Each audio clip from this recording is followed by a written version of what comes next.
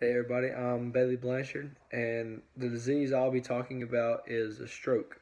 So, a stroke is a disease that affects the arteries leading to and within the brain.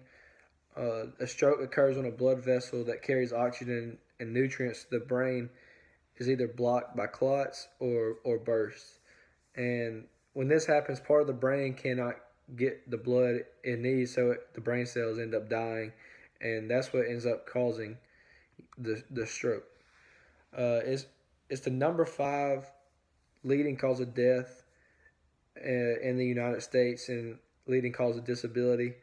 So it's pretty common. 80% of strokes are preventable though, and every year more than 795,000 people have a stroke in the United States. And there are ways that you can prevent these from happening. So there are different types of strokes. Some strokes can be caused by either a blood clot obstructing the flow of the blood to the brain, and that one is called ischemic stroke, or by a blood vessel rupturing and preventing blood flow to the brain, called a hemorrhagic stroke. A transient ischemic attack or mini stroke is caused by a temporary clot. So, it's clogged for a little bit, and then they can't really get much blood to the areas it needs and up to the brain. And so that's the types of strokes that we have. Signs and symptoms of a stroke. So the most common signs or symptoms is sudden numbness or weakness in your face, your arms, your legs, and mostly it's on one side. So sudden confusion, trouble speaking, difficulty understanding speech. Other big ones are sudden trouble seeing in one or both eyes. And then sudden trouble walking, dizziness, or loss of balance, or lack of coordination. These are all major signs and symptoms of someone having a stroke. The treatment and cure for this, there are called clot breaking drugs. So thrombolytic drugs can break up blood clots in your brain's arteries, which stop the stroke and reduce damage to the brain. So these medicines are helping stop that.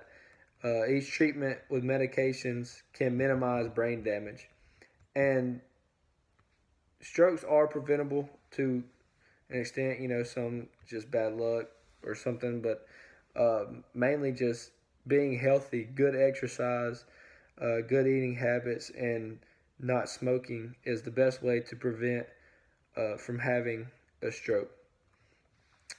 What adaptive PE teachers should know. So the teacher should know how to recognize when someone is having a stroke or symptoms or signs that they are about to have a stroke.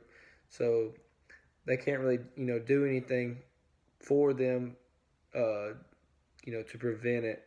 If it happens, it happens. But they should know when it's coming and the symptoms and signs of it. So they should know how it occurs in the body, how to recognize the symptoms, and what to do when someone is having one. First, they should call 911 and note at the time that it started, and also they should be able to perform CPR if necessary. And some games that are good for students that have had strokes or coming back, in the past, or like board and card games.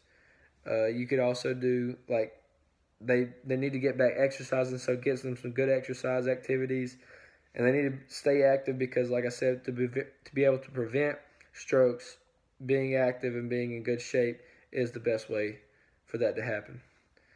And that's all I got on the strokes, and I appreciate it.